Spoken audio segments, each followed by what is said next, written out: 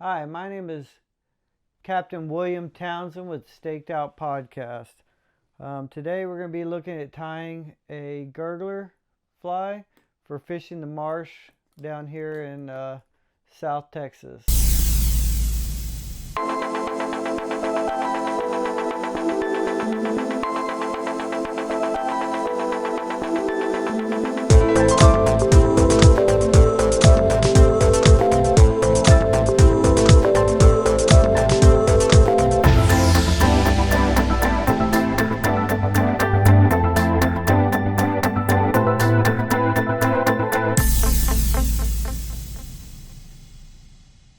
It's a fly I like to use definitely for fishing in the springtime. It's a great fly to be using, especially when the fish schooling up, getting active on shorelines and things like that.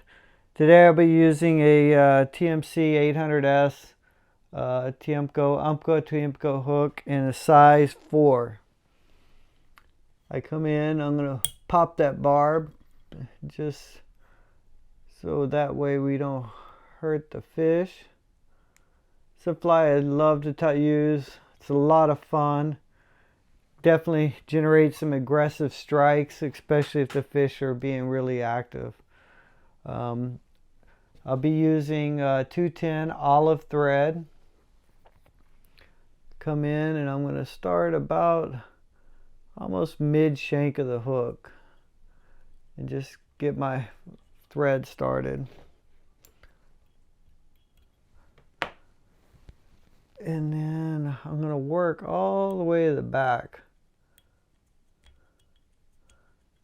Get around the hook and around to the back, right where it starts to bend. And then I'll come back and crisscross, and I build up crisscross so that way it gives a little tension for the fly.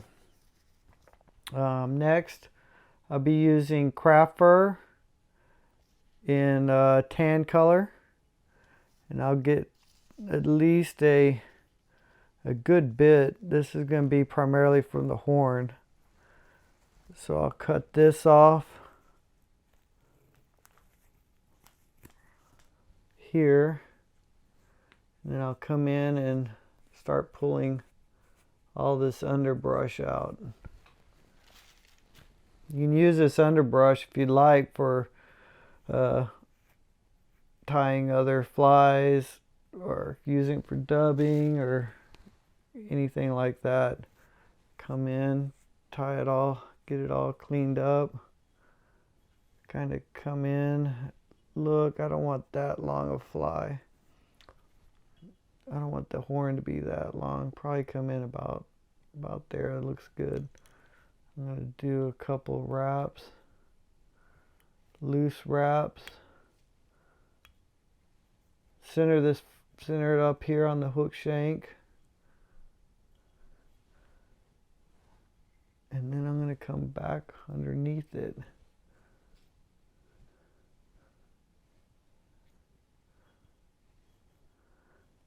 So you see, you do have a lot of excess. So definitely feel free to use that for other stuff if you don't want to waste it. It's a lot of good flies can be tied with that. And I'm going to come back in and just kind of clean this area up a little bit, and then kind of come back around. Let that horn kind of comes back up, tightened in. Next, I'll come in with some black extra large plastic eyes. Just something simple and I'll put that right on the fly. I'll do a couple of 3 wraps, 1, 2, 3, and then I'll get in here and center it. Center it on there. Looks good. And there's some shrimpy eyes. Next, if you like, you don't have to, but you can come in and take another, maybe not near as much, another little clip of your craft fur in tan. Clean out some of all that under brush. Makes a mess. I'll have to clean my studio when I get done with all this. Sometimes I like to come in and just tie a little bit right, a little bit shorter in front of the eyes. So I'll tie it in the back of the eyes, kind of working my way forward again to the eyes. And then I'll come in and I'll do a wrap or two in front of the eyes. Back around. Then I'll come back in and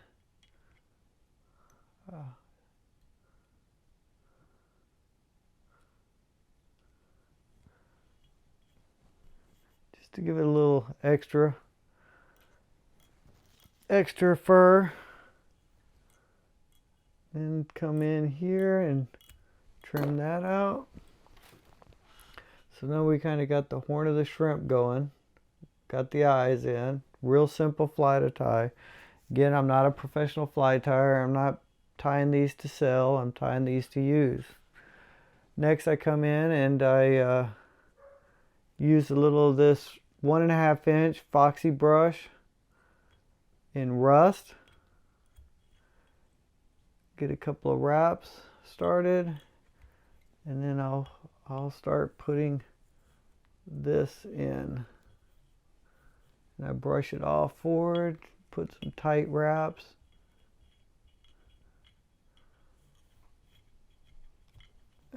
Coming forward, such. Maybe one more. All right, that'll be good. Come in, do 1, 2, 3 wraps, and then I'll come back behind it and put a couple of wraps. Get it good on there, good. Come in, clip this off, and pull everything forward. You can't even get a little brush if you have one. A lice brush works well. And pick some of this out here.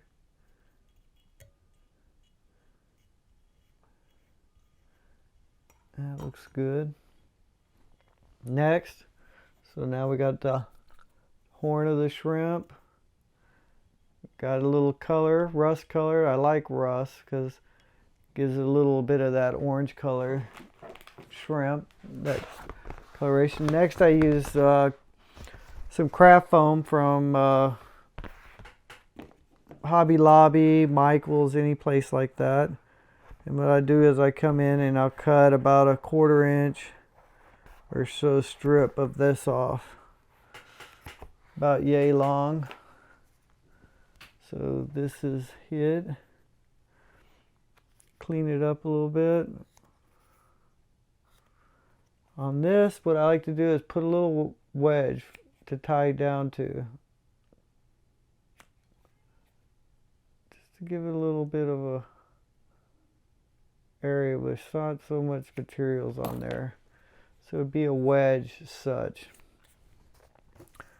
Next I don't want this color, but I'll use a Sharpie in brown. Actually, brown Sharpie. Lay it down on some plastic and just kind of start coloring this foam up. And I'll come back. It stays wet. You can actually smooth it out. And now cover the edges, come in. You can use other colors. This is just a color I like to use down here. I kind of like natural colors. It's anybody's preference.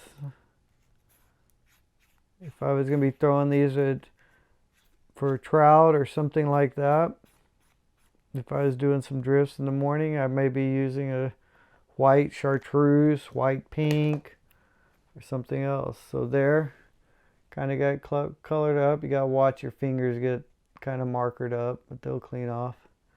Then I'll come in here right behind, right centered on that hook shank, and I'll do a couple of 3 wraps. I get them started with a little thread, then I'll kind of cinch down because I don't want to just cut that foam, because it will cut it. And then I'll clean it up and kind of work forward. So that's got my foam, got my craft fur, got my 1.5 inch Foxy brush. Next up, I'm going to use 1 inch tarantula, EP fiber tarantula. It's kind of an olive with some rubber legs, and I'm going to use that primarily for my body and the underside of the shrimp. Tie this down, get it going, come forward, and then I try to wrap this tight. Do several wraps, keep pulling it forward. You want to build that bulk up to the front. Come back. Come back. These aren't award-winning flies. These are just flies that get the job done. I use these, like I say, for schooling reds, for fish blowing up on shorelines, anything like that. Looks good. So I'm going to come in, do a couple of 3 wraps, get some in front, and then I'll clip this off. Alright, go ahead and pull that front a little bit, maybe put a couple of more wraps, and then I'll pull this kind of out the side. Then I take my foam, I'll bend it over. I want it just in front of the eyes, or where I put the eyes. Again, I'll come in, I'll make a wrap, a couple of wraps, and I'll slowly start cinching this down so I don't cut that foam. And then I can start making some tight wraps. And then I'll fold this up, come in front, such. Then I can take my scissors and I can come in here and make a little straight cut. That's going to give us a little push of the water to get that gurgler sound going. And then I'll come in and tie it off. We'll come in 1, 2, 3, 4, 5. Tie that off. Now I'll come in with 1 more just for security. 2, 3. Cinch that down tight. Clip your fly off. Kind of clean it up a little bit. Get my marker. Kind of brush it up. Again, with wear and tear on the flats, this marker will come off throughout the day, but it's not a big deal to come back in. Next, I'll come in, grab the horn, and I'll put a little stripe marks. And add a little glue at your knot. A little glue underneath. And voila. There you have it. Simple, easy to tie gurgler for fishing, schooling reds working shorelines, or if you're early on the flat, you can be pushing, instead of pushing onto your lakes or whatever in the morning, you can throw this out deep and catch trout. Caught hundreds of them. And here's the result. Here's one beat up, all tore up. That was a good day. Caught At least a dozen on that one before it failed. Alright guys, thanks again for tuning in to Staked Out Podcast Fly Tying Series. Again, my name is Captain William Townsend. Be sure to hit like and subscribe.